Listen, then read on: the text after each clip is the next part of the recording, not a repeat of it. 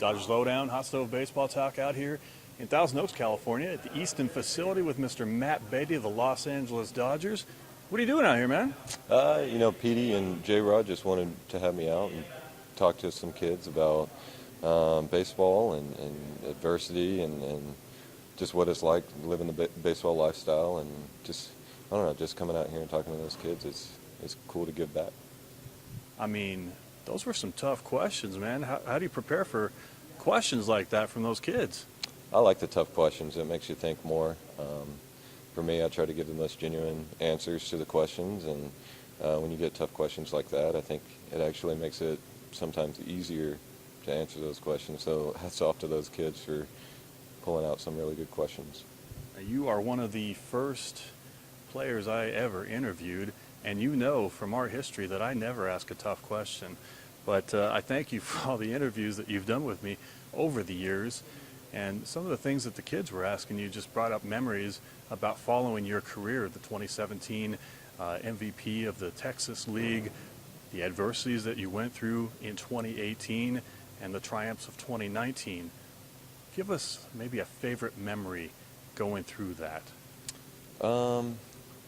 Favorite memory going through that, I think in 18 for sure was just being able to, they told me at the beginning, or when I tore my thumb ligament, they said, hey, you're probably done for the year.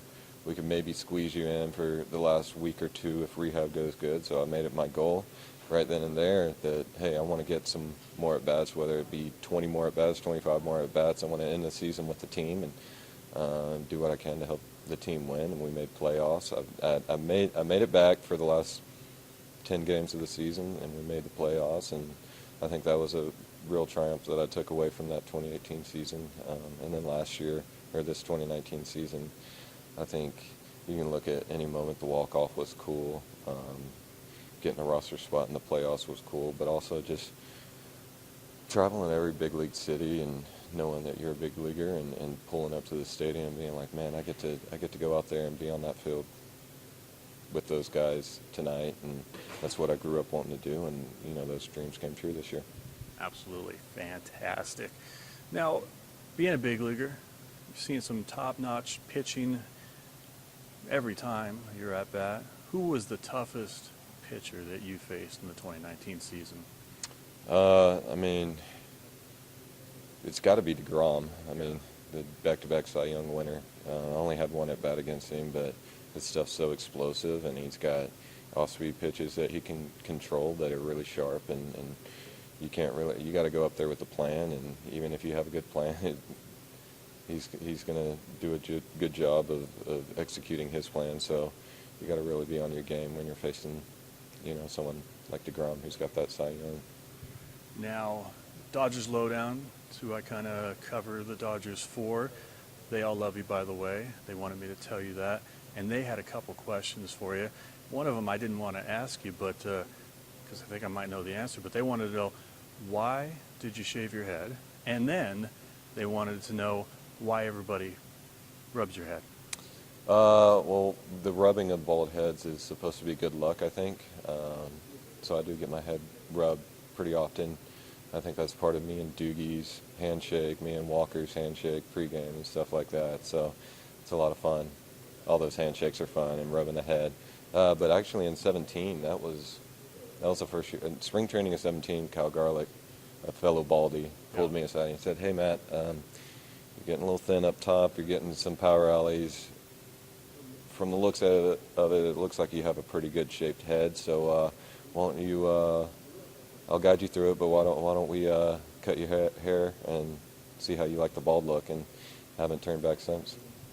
Perfect. I was thinking that might have been the answer to that question. Mm-hmm. Another question DLD had for you was, who would you trade for Baby Yoda? Hey, this might make a lot of people mad, but I've never seen any of the Star Wars, not a single one. But I do have the Disney Plus app now, and all the Star Wars are on there. So I think that's one of my goals this offseason, is to go through all the Star Wars movies. Perfect. One more before I let you go here, and I really appreciate the time and all the insights as always. And I might be putting you on the spot here, who is the funniest teammate in the LA Dodgers for you? We have such good variety in the clubhouse. A lot of funny guys. Kike's funny. I think the funniest guy, though, has got to be Edwin Rios. He always, every time he's in the clubhouse, he brightens everybody's day. He's making jokes, making funny noises, making funny faces. He's a good clubhouse guy. I would give him the title for the funniest guy on the team. Very good. That was one that I didn't imagine was going to be your answer. So, Matt, I really appreciate the time. Go take the rest of the night off. It was awesome to see you out here at this camp. Thank you once again, Matt. Thank you, Stephen. Appreciate it.